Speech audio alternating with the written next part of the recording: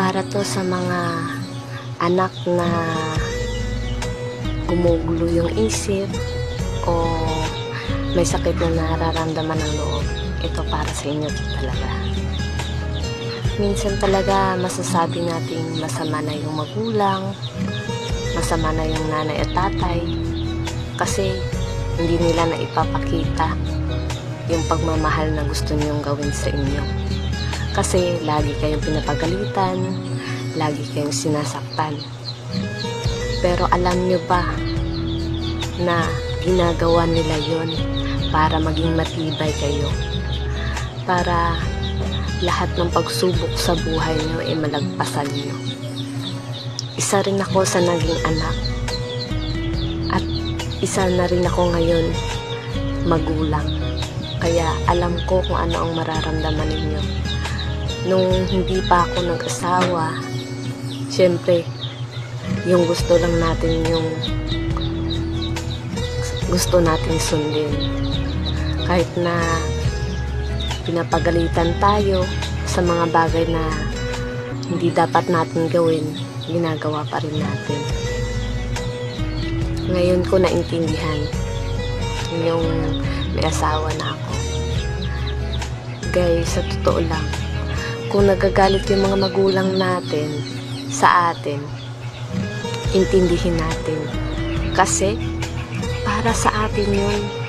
Ginagawa nila yun para sa atin. Sinasabi nila yun para sa ikabubuti natin. Siguro, wala namang magulang na gustong mapariwara o gustong kung saan-saan lang dyan pumunta yung mga anak nila, di ba? Walang magulang na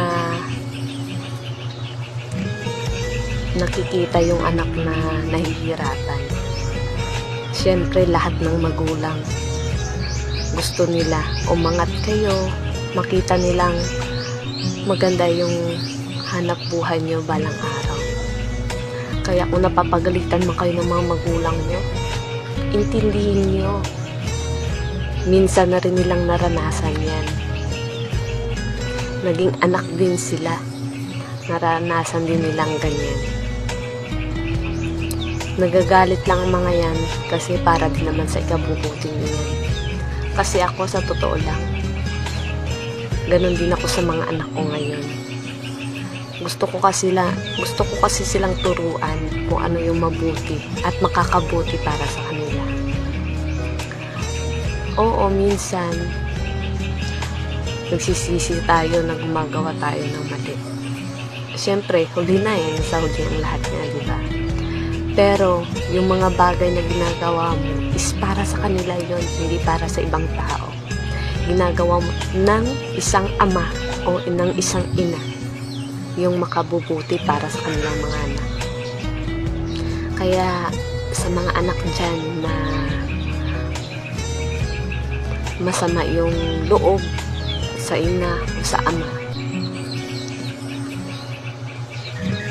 siguro hindi niyo pa maiintindihan sa ngayon kasi hindi pa kayo naging magulang.